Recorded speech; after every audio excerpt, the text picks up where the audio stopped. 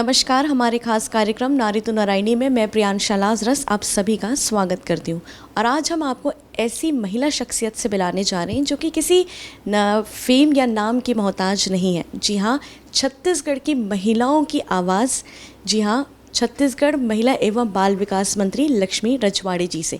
तो चलिए हम उनसे कराते हैं आपको खास मुलाकात। बहुत बहुत स्वागत है मैडम आपका हमारे चैनल में।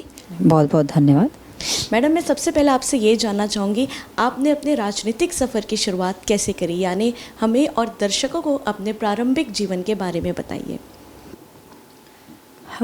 देखिए, कभी भी एक महिला अगर राजनीतिक क्षेत्र में आती है तो कहीं ना कहीं उनका बैक सपोर्ट होता है। और वैसे ही मेरा भी एक बैक सपोर्टर के रूप में परिवार रहा है। और एक अपना जो काम करने का जो तरीका था वो जनता की सेवा के रूप में था। और कहीं ना कहीं राजनीतिक क्षेत्र में हर किसी का एक दायित्व होता है। तो ऐसे शादी होने के बाद कुछ साल तो अपने घर पे रही, लेकिन उसके बाद लगा ऐसा जैसे पति जी पंचायत सचिव थे तो अपने ग्राम पंचायत के सचिव हुए थे। तो हालांकि शौक़ उन्हें था लोगों की सेवा करने का, लेकिन कहीं ना कहीं एक रहता है मन में इच्छा कि हम ज़्यादा लोगों को कवर करें, मतलब ज़्यादा लोगों की सेवा कर पाएँ। तो उनके मन में मतलब उदार भाव के साथ उन्होंने मुझे एक माध्यम बनाए कि क्यों ना हमारे यहाँ की मैडम यानी मैं समाज के क्षेत्र में आगे आऊँ और कुछ काम करके दिखाएं दोनों साथ में मिल के। तो ये भाव था उनके मन में। तो जैसे रही बात राजनीति की, तो राजनीति में जब मैं आई तो उस टाइम मैं महिला मोर्चा की मंडल की कोषाध्यक्ष थी। और कोषाध्यक्ष के बाद उस टाइम तो ज़्यादा सक्रिय नहीं थी, लेकिन जैसे ही मैं जनपद पंचायत की सदस्य बनी, सूरजपुर ज़िला में जनपद पंचायत की सदस्य बनी, तो मुझे ऐसा लगा कि नहीं, प्रतिनिधि है और हमारा जो पार्टी है भारतीय जनता पार्टी, और हमारे भारतीय जनता पार्टी की जो प्रेरणा स्वरूप कह लीजिए पंडित दीनदयाल उपाध्याय जी, श्यामा प्रसाद मुखर्जी, उनके विचारों से प्रेरित होके हम इस पार्टी में जुड़े और छोटे से दायित्व लेके आगे बढ़ना चाहे। तो कहीं ना कहीं विचारों पे भी बहुत असर पड़ता है कि हमें किस विचार के साथ जुड़ना चाहिए। तो ये था। तो जैसे कि मैं कही कि जनपद सदस्य थी, जनपद सदस्य बनते ही मुझे कोषाध्यक्ष के बाद महिला मोर्चा का मंडल अध्यक्ष का दायित्व मिला। महिला मोर्चा शिवनंदनपुर मंडल का अध्यक्ष का दायित्व मिला। फिर काम करते गई। शुरू में तो थोड़ा सा हिचकिचाहट होता था, डायरेक्ट चूल्हा चुकिया कि महिला डायरेक्ट प्रतिनिधित्व करने लग जाए तो थोड़ा सा झिझक रहता है, लेकिन पति के साथ परिवार का साथ रहा और कहीं ना कहीं शुरू में सीखने को मिलता है कि हम कैसे करेंगे, क्या करेंगे। सबसे बड़ी बात ये होती है कि हम अगर अब क्षेत्र के प्रतिनिधि होते हैं तो जनता के बीच में जाते हैं तो संबोधन करना पड़ता है। तो झिझक था, क्या बोलूँगी, कैसे बोलूँगी, संबोधित कैसे करूँगी, संबोधन कैसा रहेगा, तो ये सब था। तो पति जी पहले होता तो यह था कि पूरी तरह से डिपेंडेंट थी और क्या बोलना है क्या करना है तो वो समझ में नहीं आता था। पति जी लिख के देते थे कि तुमको ये बात बोलनी है, ऐसे बोलनी है, तो लिख के देते थे, वैसे ही मैं बोलती थी। लेकिन धीरे धीरे बोले कि नहीं, अब जैसे मेरे ही ऊपर डिपेंड है, ये आगे खुद निर्णय नहीं ले पा रही हैं, ऐसा था। तो वो लिख के देना बंद कर दिए। मतलब महिला मोर्चा की जनपद सदस्य, साथ में महिला मोर्चा की मंडल अध्यक्ष। 5 साल ऐसे ही चला। उसके बाद लगा कि नहीं, थोड़ा सा और आगे बढ़ते हैं, एक कदम और बढ़ाते हैं। तो जिला पंचायत सदस्य, सूरजपुर ज़िले के जिला पंचायत सदस्य के रूप में निर्वाचित हुई। जनता का भरपूर आशीर्वाद मिला। सूरजपुर ज़िले में सबसे भारी मतों से मुझे विजयी बनाए, क्षेत्र क्रमांक 3 से। तो ऐसा रहा। उसके बाद जैसे कि दायित्व मिलने के बाद फिर संगठन में सोचे कि थोड़ा सा बड़ा दायित्व लेना चाहिए। तो मैंने संगठन से बातचीत किए या जैसा भी मेरा देखे होंगे काम को, तो महिला मोर्चा का जिला अध्यक्ष मुझे दिए, और उसको क्योंकि विपक्ष में थे तो विपक्ष का काम तो बहुत ज़्यादा रहता है, कैसे करना है, क्या करना है, पक्ष में सरकार रहती है उसका विरोध भी करना है जो काम गलत कर रहे हैं, तो ये सब था। तो संगठन में, राजनीति क्षेत्र में ऐसे ही अपन धीरे से आगे बढ़े। तो मैं बात कर रही थी कि लिख के देने का, तो उनको लगा कि नहीं मेरे ही भरोसे ये चल रही हैं। हालांकि ये बात मैं कभी मीडिया के सामने बोली नहीं, लेकिन आपके सामने आज बोल रही हूँ। तो वो लिख के देना बंद किए। अब मैं भी थोड़ा सा दिक्कत में आ गई कि अब करूँ तो करूँ क्या। अब मेरे को न्यूट्रल छोड़ दिए, करूँ तो करूँ क्या अब। तब कब तक डिपेंड रहूँगी। तो धीरे धीरे बोलना सीखी। और हालांकि सही बात बताऊँ तो मुझे इस तरह से मीडिया के सामने बहुत डर लगता था। मैं आती नहीं थी। हाँ, कहीं माइक में जाए तो शरीर कांपता था कि क्या बोलूँगी, कैसे बोलूँगी। लेकिन दायित्व तो बड़ा था तो संभालना ही था। तो ऐसे ही धीरे धीरे करके बोलना सीखे, लेकिन उतनी अच्छे से नहीं। लेकिन जब इस दायित्व में पहुँची तो अब दाल नहीं गलने वाला। क्षेत्र में तो जैसे तैसे चल गया, लेकिन अब दाल नहीं गलने वाला। अब तो फेस करना ही पड़ेगा मीडिया को, और साथ में जनता को संबोधन करना ही पड़ेगा। तो ऐसे करके सीखने का प्रयास किए। तो राजनीतिक क्षेत्र में आने का कारण भी था कि हम पंडित दीनदयाल उपाध्याय, श्यामा प्रसाद मुखर्जी की जो विचारधारा थे उसको स्वीकार करते हुए हमने समाज के लोगों को जोड़ने का प्रयास किया और उसे आगे बढ़ाने का काम किया। जी लक्ष्मी जी, आप एक बेहतरीन राजनेता होने के साथ साथ एक गृहिणी भी है, एक माँ है, पत्नी है, बहू है और राजनेता भी हैं। तो दोनों के बीच आप कैसे संतुलन बैठा पाती हैं? हाँ, थोड़ी सी डिफ़िकल्ट होती है इस चीज़ का, थोड़ी सी परेशानियाँ तो होती है कि अब इतना बड़ा दायित्व मिलने के बाद परिवार और दायित्व दोनों को कैसे निर्वहन करें। जैसे मैंने पहले कहा कि परिवार का साथ पति का साथ रहा, तो कहीं ना कहीं परिवार अगर संयुक्त है, परिवार अगर साथ है, अगर शायद मैं शादी होने के बाद अगर अलग हो गई होती तो शायद मैं आज यहाँ तक नहीं पहुँचती। क्योंकि बच्चों को देखना, अपने 4 लोगों को संभालना, ये जिम्मेदारी बन जाती है। लेकिन परिवार के साथ रह के, परिवार के साथ अगर रहना तो ज़्यादा परेशानियाँ नहीं आती है। परिवार के लोग भी, मतलब जो मेंबर हैं वो भी बच्चों को संभालते हैं, और जो जिम्मेदारी आज है तो समय थोड़े से निकालते हैं बच्चों के लिए भी, ताकि बच्चों को ऐसा ना लगे कि हमारे माता पिता तो अब है ही नहीं, मतलब पूरी तरह से राजनीति में न्यौछावर कर दिए हैं। तो समय निकालते हैं, बातचीत करते हैं और खेलते कूदते सब कुछ है। जी लक्ष्मी जी, आप आज जिस स्थान पर हैं, बहुत ही वरिष्ठ स्थान पर आप हैं, और यहाँ तक आना एक महिला के लिए तो आसान नहीं होता और बहुत चुनौतीपूर्ण आपका भी सफ़र रहा होगा। तो थोड़ा सा अपने सफ़र के बारे में, क्या क्या किन किन चुनौतियों को आपने फेस किया है, हमें और दर्शकों को बताइए। है तो बड़ा कठिन विषय।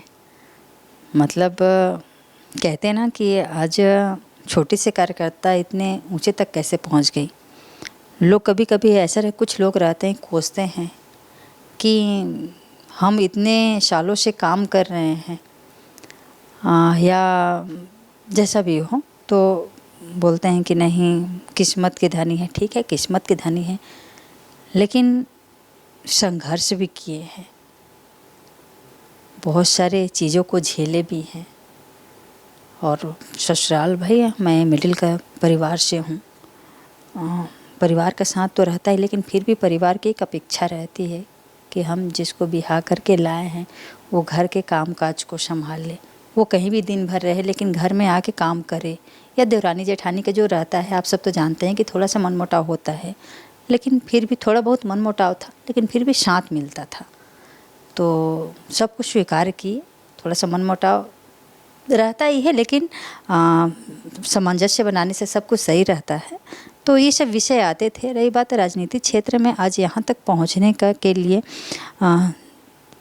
एक महिला के लिए तो डिफ़िकल्ट है, क्योंकि जब किसी भी क्षेत्र में अगर महिला आगे बढ़ती हैं तो कहीं ना कहीं कुछ विषय ऐसे आ जाते हैं। कुछ अगर एक साधारण महिला आगे बढ़ती हैं तो, हालांकि कहना नहीं चाहिए, लेकिन फिर भी थोड़ा बहुत हिंट करूँगी कि कुछ अगर उनको गिराने के लिए कुछ नहीं मिलता तो सिर्फ उनके चरित्र की बात आ जाती है। तो हमारे साथ भी ऐसा ही हुआ था, लेकिन अगर हम सही हैं, हमारा परिवार साथ में है, तो कोई फ़र्क नहीं पड़ता।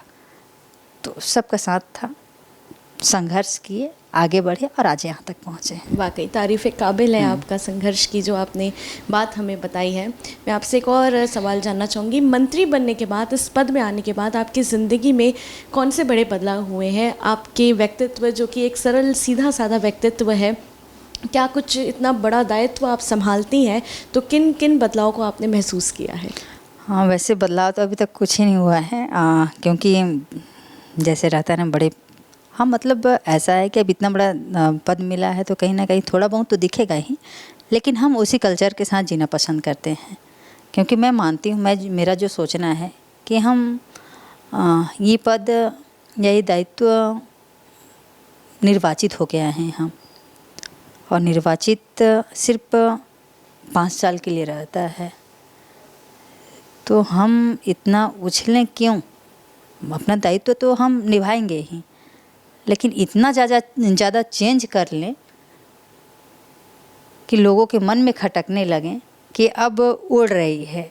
इतना मतलब कभी कभी ये बात आ जाते हैं कि नहीं, मंत्री पद मिलने के बाद बहुत सारे लोगों का मानसिकता चेंज हो जाते हैं या प्रोफेशनल में जीने लगते हैं, तो उसको बरकरार करके रखें, क्योंकि हमें पता है कि फिर से हमें वहीं जाना है, लोगों के बीच में ही रहना है, वही चीज़ फेस करनी है। तो मतलब बदलाव तो दिखेंगे ही थोड़ा सा पद के अनुसार, लेकिन मेंटेन करके रखें हैं अपन। महिला सशक्तिकरण को लेकर राज्य में फ़िलहाल किन विषयों में सबसे ज़्यादा फोकस किया जा रहा है? देखिए, आज छत्तीसगढ़ में महिलाओं की बात करें तो ऑलरेडी आज महिला सशक्त हो रही हैं। जागरूकता की अभाव थी पहले, लेकिन कहीं ना कहीं अभी भी है, लेकिन महिलाएं अब समझ रही हैं और आगे बढ़ रही हैं। हमारी सरकार की महत्वपूर्ण योजनाएं हैं, बहुत सारी हैं। जैसे हम 1000 को गिनाते हैं कि महतारी वंदन योजना के माध्यम से हम महिलाओं को एक छोटा सा सहयोग प्रदान करते हैं, सशक्त बनाने का काम कर रहे हैं। ये महतारी वंदन योजना ही नहीं है, हमारे विभाग में ऐसे बहुत सारी योजनाएं हैं जिससे महिलाएं अगर विषय को जान ले, अगर योजना को समझ लें, तो बहुत सारे चीज़ कर सकते हैं, अपने आप को सशक्त बना सकते हैं, मजबूत बना सकते हैं। तो ऐसे बहुत सारे चीज़ हैं, योजनाएं हैं जो महिलाओं के स्वावलंबन में, उनके आत्मनिर्भरता के लिए आगे महिलाएं काम कर रही हैं। जी लक्ष्मी जी, हाल ही में आपने वुमेंस डे के थीम पर महिला मड़ाई का आयोजन कराया था, जो कि काफ़ी शानदार रहा था। ये आइडिया आपका था?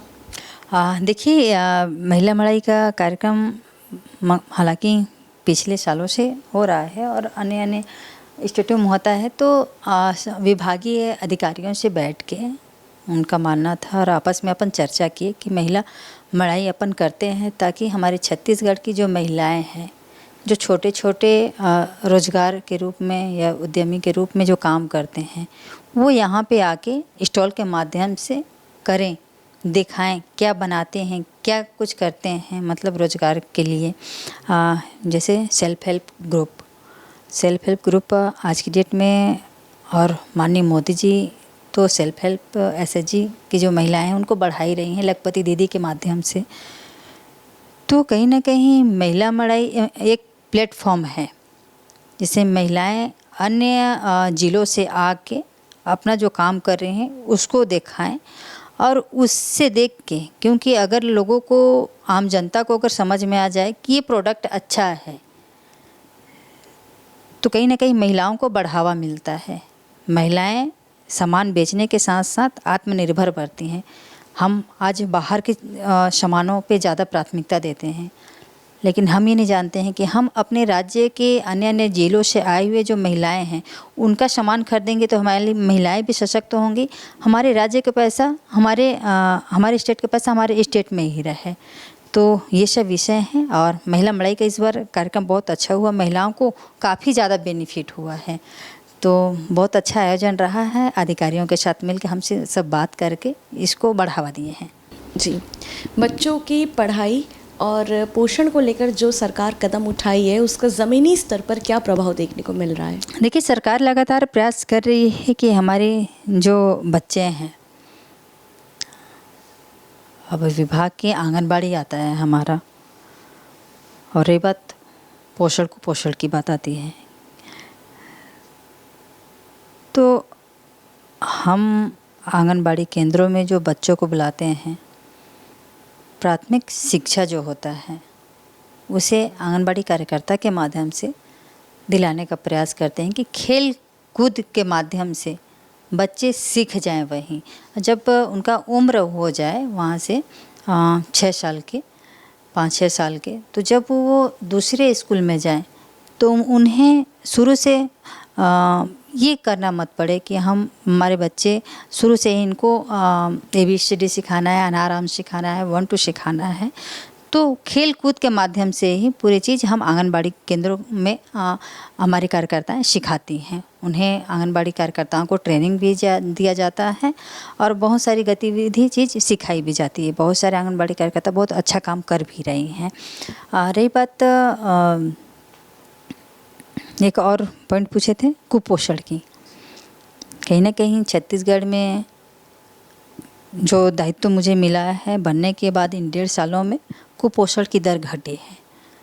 बहुत जल्दी अपन प्लानिंग कर रहे हैं। मुझे लगता है एक आध सप्ताह के अंदर हम एक पायलट प्रोजेक्ट के रूप में, जहां कुपोषण की संख्या कम है, पहले वहां को अपन उस ज़िले को चिन्हांकित करके पूरी तरह से कुपोषण मुक्त छत्तीसगढ़ बनाना चाह रहे हैं, ताकि जो संख्या आज बढ़ी हुई है उसको हम घटा के हमारे कार्यकाल में, पूरी तरह से तो नहीं लेकिन पूरा प्रयास है कि कुपोषण मुक्त छत्तीसगढ़ बनाने की दिशा में हमारी सरकार काम कर रही है। उसके लिए प्रोजेक्ट बन रहा है। जी लक्ष्मी जी, जैसे आप आज लाखों महिलाओं की प्रेरणा है और बहुत सी महिलाएं आपको देख रही हैं, आपसे कुछ सीख रही हैं, तो आपके जीवन में भी कोई आपका प्रेरणा का स्रोत रहा होगा, या कोई महिला खिलाड़ी या महिला राजनेता जिनसे आप प्रभावित हुई होंगी? देखिए, वैसे तो बहुत सारे हैं और बहुत सारे हैं, मानते हैं। और जब कोई ऐसी महिला जो वक्ता के रूप में बहुत सुंदर, जिसका बोलने के तरीके से या ऐसा बात बोलते हैं जो दिल में छू जाता है, तो वो चाहे स्टेट की रहे चाहे सेंट्रल की रहे, तो कहीं ना कहीं मन भाता है, तो वो तो प्रेरणा स्वरूप ही होते हैं। तो बहुत सारे लोग हैं जिनसे प्रेरणा मिलता है। DA न्यूज़ प्लस के माध्यम से जो महिलाएं हमारा ये वीडियो देख रही हैं, उन्हें आप क्या संदेश देना चाहेंगी? DA न्यूज़ के माध्यम से मैं छत्तीसगढ़ के सभी बेटियों और महिलाओं को यही कहना चाहूँगी कि महिलाएं हमारे समाज की शक्ति हैं। महिलाएं शिक्षा, आत्मनिर्भरता और सुरक्षा में हमारी सरकार इनको सर्वोच्च प्राथमिकता दे रही है। हमारी सरकार की अनेक गतिविधियां हैं जो महिलाओं से संबंधित हैं। तो आज महिला जागरूक हो रही हैं, नो डाउट, महिलाएं जागरूक हो रही हैं, बेटियां जागरूक हो रही हैं, सशक्त बन रही हैं, स्वावलंबी बन रही हैं। तो महिलाएं हर क्षेत्र में आगे बढ़ें और महिलाओं का दायित्व तो वहीं तक सीमित नहीं रहे। महिलाएं समाज को और सशक्त बनाने के लिए, जैसे हमारे माननीय नरेंद्र मोदी जी का कहना है कि 2047 तक विकसित भारत बनाना है, तो महिलाओं को भी इसमें महत्वपूर्ण भूमिका रहे हैं कि महिलाएं आगे आके हमारा छत्तीसगढ़ को एक मजबूत छत्तीसगढ़ बनाने में अपनी योगदान दें। यही महिलाओं से मैं अपेक्षा भी अनुरोध भी करती हूँ। एक अंतिम सवाल आपसे करूँगी, उसके बाद हम ये ख़त्म करेंगे। जब आपको मंत्री बनाने की घोषणा की गई तो यहाँ आपकी उम्मीदों के अनुरूप था या चौंका देने वाला? देखिए, कल्पना नहीं थी ये कि ऐसा होगा। सिर्फ अपन सोचे थे कि नहीं, अगर विधायक बन जाते हैं तो विधायक तक ही सीमित थे और इतना आगे नहीं थे, क्योंकि बहुत सारे लीडर हैं, बहुत सारे नाम थे जो बन सकते थे। तो ऐसे अपन विचार ही नहीं किए थे। लेकिन जैसे ही माननीय मुख्यमंत्री जी का कॉल आया कि मंत्री जी आपको शपथ ग्रहण में आना है, शपथ लेने के लिए, तो एक चौंका देने वाला ही विषय था। हालांकि वो पल,